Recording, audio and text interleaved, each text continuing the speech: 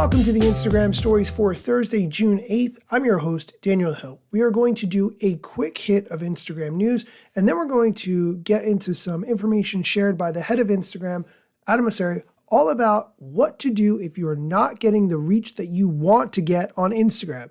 And none of us are getting the reach that we want to get on Instagram, so you're going to want to pay attention for this. But first, let's get into the news. The head of Meta, Mark Zuckerberg, posted in his Instagram channel today that Meta Verified is now available in more places. He said, Meta Verified is now available in India, the UK, and Canada, with Brazil coming soon. If you would like to subscribe to Meta Verified and you live in one of those places, now you have the opportunity to do that. He also said something very key. Any previously verified account will maintain its status on Instagram and Facebook for free.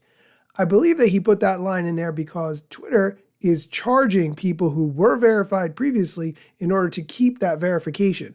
And in some cases, they're charging very large dollar amounts. So Mark Zuckerberg making that differential between him and what Elon Musk is trying to do, just putting it out there so everyone is aware of exactly how Instagram and Facebook are going to work when it comes to people who are already verified. Now let's get into Adam Mosseri's advice on how to grow your account, and he starts with talking about shadow banning. Shadow banning is a term that is generally used when you just feel like the algorithm is punishing you unnecessarily, you're not getting any reach, you used to get great reach, now it's terrible, you're shadow banned.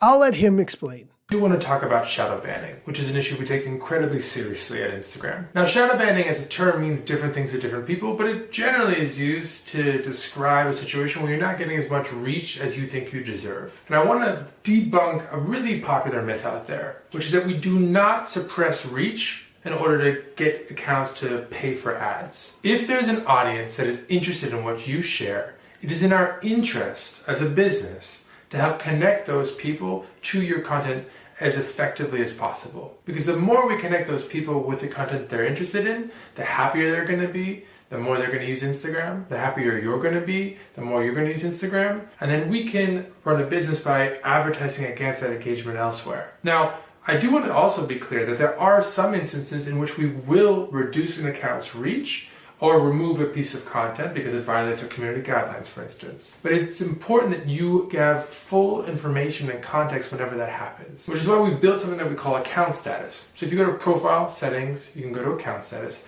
and there's really important information there about your account. You can see, one, have we removed any photos or videos that you've posted on Instagram because they violate our guidelines, and you can appeal those decisions if we've made a mistake. Two, you can see your account recommendability status. So are your photos and videos eligible to show up in surfaces like Explore or Reels where people are seeing things from accounts they do not follow? And you can see why that status is the way it is, and you can remove something if you need to or appeal a decision. And third, you can also see, is your account eligible to be recommended in surfaces like Search and accounts you should follow? And again, you can appeal any decisions there. Because you deserve to know what's going on with your reach on Instagram. So please check out Account Status.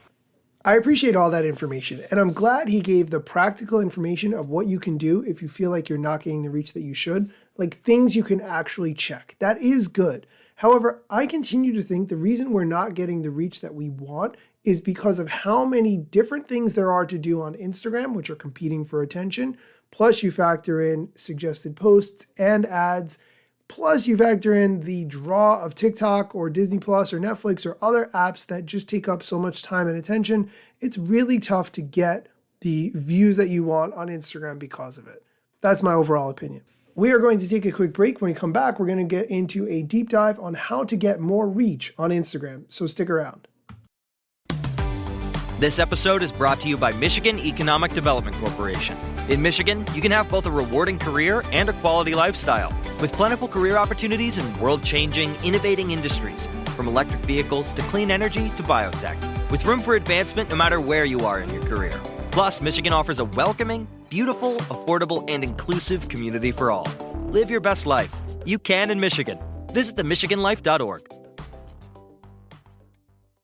And we are back. Okay, so how do you actually get more reach on Instagram? This is the key question.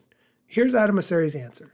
Lastly, I want to call with some advice on how to grow your reach and grow your audience on Instagram. Now, unfortunately, I need to be honest, there are no silver bullets, but there are some best practices that do tend to work. The first, which is probably the most important, is to experiment. Every audience is different, and what they're interested in is also different. So you're going to need to experiment and figure out what resonates with the people that follow your account. The second is check your insights. This helps you figure out what's working and what's not. Now, don't overreact to any one photo or video, but look for broader trends. What type of content tends to do well?